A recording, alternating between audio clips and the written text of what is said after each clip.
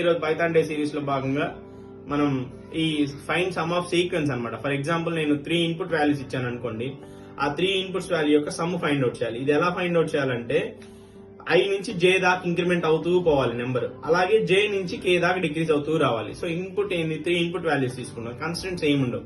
Output లో ఏం చేయాలి, sum based on the given constant అనమాట. ఏంటి కన్స్టెంట్, సేమ్ ఐ నుంచి జే దాకా ఇంక్రీజ్ అవడం, జే నుంచి కే దాకా డిక్రీజ్ అవడం.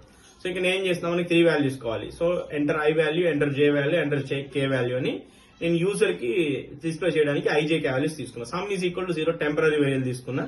While I less than J, I equal to J అంత వరకు సమ్ అప్ చేయమంటున్నా, ఎందుకంటే మనకు ఐ నుంచి జే దాకా ఇంక్రీజ్ అవ్వాలి కదా. సో సమ్ ప్లస్ ఐ చేస్తుంది అనమాట. I is equal to I plus 1. Every time I increase చేస్తూ సమ్ 0 అనుకోండి, ప్లస్ 1, 2, 3 అలా ఇంక్రిమెంట్ చేస్తూ పోతున్నా. ఇక్కడ ఏం చేశాను, జే నాట్ ఈస్ ఈక్వల్ టు కే ఎంత వరకు జేని తగ్గిస్తూ పోతున్నా. Some is equal to sum plus I అనమాట, సమ్ ప్లస్ జే. నేను ఏం చేసిన, జే -1 చేసిన ఆటోమేటిక్ సమ్ తగ్గుతూ జేకి వెళ్ళిపోతుంది అనమాట. సో ఫైనల్ గా అక్కడ ఒక సమ్, ఈ సమ్ ని కలిపి నేను ప్రింట్ చేస్తున్నా. సో ఫైనల్ అవుట్పుట్ నేను రన్ చేసి చూపిస్తున్నా చూడండి. ఐ వాల్యూస్ అన్ని తీసుకోండి. ఐ నేను 2 తీసుకున్నా, ఇది 5 తీసుకున్నా, ఇది 3 తీసుకున్నా, 21 ఎలా వచ్చిందంటే నీకు చూపిస్తాను చూడండి. ఒక ఎగ్జాంపుల్ లో సేమ్ నెంబర్ కి ఎగ్జాంపుల్ ని పేస్ట్ చేసి చూడండి. 2, 3, 4, 5 దాకా పోయింది. ఇప్పుడు ఏమవ్వాలి, నెక్స్ట్ డిజిట్ 4, 3. సో ఆటోమేటిక్ గా 2 అయిన వెంటనే ఈక్వల్ టు 2 కాబట్టి, k ఈజ్ ఈక్వల్ టు 2 కాబట్టి loop exist 21. Thank you, follow for us more.